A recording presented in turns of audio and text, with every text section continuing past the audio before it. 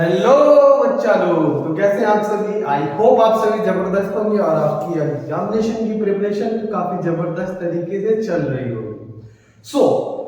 जैसा कि आप सभी को पता है, हमारे इंपॉर्टेंट क्वेश्चन की थ्योरी कॉन्सेप्ट चल रहा था।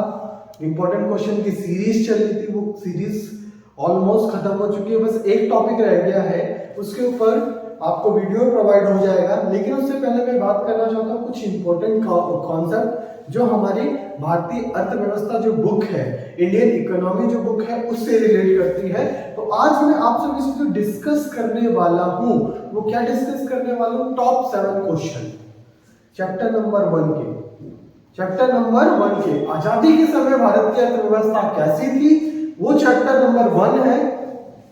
उसके ऊपर आज मैं आप सभी से क्वेश्चन डिस्कस करने वाला हूं। अगर आपको कोई डाउट होता है, कोई क्वेश्चन समझ नहीं आता, तो आप कमेंट बॉक्स में कमेंट कर दीजिएगा, आपको वहां पे उसका सॉल्यूशन प्रोवाइड कर दिया जाएगा। ठीक है, तो पहला क्वेश्चन क्या है, डिफाइन द फॉलोइंग टर्म, निम्नलिखित शब्दों को परिभाषित करें, हिंदी में बात करें।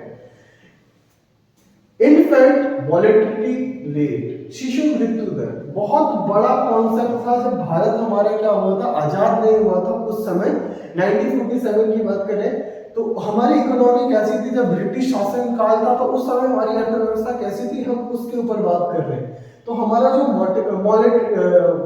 मोर्टेलिटी रेट था वो क्या था, बहुत ज्यादा था। शिशु मृत्यु जो दर थी ना, बहुत ज्यादा थी। दूसरा क्या था, निर्यात अधिशेष, एक्सपोर्ट सरप्लस बहुत ज्यादा हुआ करता था उस समय के अंदर। एंड कमर्शियलाइजेशन ऑफ एग्रीकल्चर, कृषि का व्यवसायीकरण। जब ब्रिटिश शासन आया तो ब्रिटिश शासन ने क्या किया, जो एग्रीकल्चर, जो इंडिया का बैकबोन हुआ करता था, जहां पे 60 to 70 ने 80 से अब % लोग डिपेंड होते थे, उसको सबसे पहले उसने क्या किया, कोलैप्स कर दिया। कोलैप्स मतलब खत्म कर दिया। तो पहला क्वेश्चन यही पूछा गया है आपसे, बहुत इंपॉर्टेंट क्वेश्चन है, इसकी प्रिपरेशन कर लेना, इसके नोट्स बना लेना, आपको बहुत ही ज्यादा क्या होगा, एडवांटेज होगा इन क्वेश्चनों का। ठीक है, तो पहले क्वेश्चन के अंदर इन शब्दों को क्या करना था, एक्सप्लेन करना था, बताना था। शिशु मृत्यु दर क्या होती है, निर्यात अधिशेष क्या होता है, कृषि का व्यवसायीकरण क्या होता है। ये सीबीएसई में 3-3 मार्क्स की कैटेगरी में पूछे जाने वाला एक क्वेश्चन। दूसरा क्या है, स्वतंत्रता की पूर्व संध्या पर भारत की कृषि के विशेषताओं का वर्णन करें, गतिरोध के मुख्य कारण तथा उसका उल्लेख करें। मींस उसकी जो विशेषताएं थी उसका क्या करना है, आपको उसके बारे में बताना है कि जब भारत आजाद हुआ तो उसकी विशेषताएं क्या क्या थी। आपको चैप्टर में इसकी आसानी से मिल जाएगा। Mention the features of Indian agriculture on the eve of the independence. ठीक है, उस समय ईव्स का मतलब होता है आजादी। ठीक है, एंड क्वेश्चन नंबर 3 क्या बोला है, स्वतंत्रता के समय भारतीय अर्थव्यवस्था की 3 प्रमुख विशेषताएं क्या है। बहुत ही ज्यादा पूछे जाने वाला क्वेश्चन है, बहुत ही जबरदस्त क्वेश्चन है, ध्यान से समझिएगा। State the 3 mentioned factor of Indian economy at a time of independence।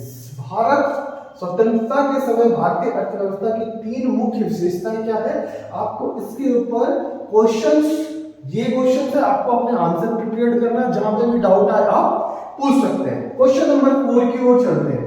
Explain drain of wealth. Wow, very important question, बहुत ही ज्यादा इंपॉर्टेंट क्वेश्चन है। ड्यूरिंग द ब्रिटिश शासन के दौरान धन के निकास की व्यवस्था व्याख्या करें। धन का निकास क्या होता था, आपको पता है कि जब ब्रिटिश रूल आया तो ब्रिटिश रूल ने सबसे पहले क्या किया, हमारी जो रीढ़ की हड्डी होती है, बैकबोन, क्या था, एग्रीकल्चर था, और क्या था, हैंडीक्राफ्ट था, जिसको हस्तकला बोलते हैं। उसने सबसे पहले इन दोनों को खत्म कर दिया। फिर क्या हुआ, जब खत्म कर दिया तो यहां से जो माल था, रॉ मटेरियल था, वो ब्रिटिश शासन के पास जाता था, वहां से बना हुआ माल इंडिया में आता था। तो उससे होता क्या था कि भारत के जो रिसोर्सेज हैं, कच्चा माल, उसको यूज कर लिया जाता वहां पे। इससे होता क्या था, भारत के अंदर जो पैसा था वो इंग्लैंड जाने लगा, मतलब ब्रिटिश सरकार के पास जाने लग गया। मोस्ट इंपोर्टेंट क्वेश्चन है ये, मोस्ट इंपोर्टेंट क्वेश्चन। ठीक है, स्वतंत्रता की पूर्व संध्या पर भारतीय उद्योगों की स्थिति का उल्लेख कीजिए।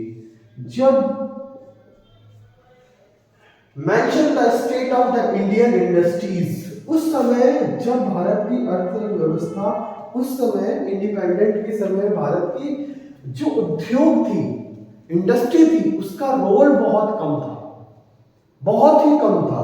उसके ऊपर आपको अपने पॉइंट को मेंशन करना है। अंग्रेजों के सकारात्मक योगदान, यस, एक चीज ध्यान रखिएगा, कोई भी चीज होती है तो उसके दो प्रभाव होते हैं, एक होता है सकारात्मक प्रभाव, एक होता है नकारात्मक प्रभाव।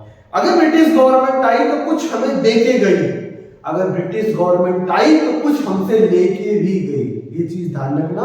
तो नेगेटिव इफेक्ट भी होता है, पॉजिटिव इफेक्ट भी होता है। अगर आप पढ़ लोगे तो पॉजिटिव इफेक्ट क्या है, आपके मार्क्स बहुत अच्छे आ जाएंगे। अगर आप नहीं पढ़ोगे तो नेगेटिव इफेक्ट क्या है, रिजल्ट आपका खराब हो जाएगा। इससे ज्यादा क्या होगा, लेकिन किसी भी चीज के नेगेटिव और पॉजिटिव इफेक्ट दोनों होते हैं।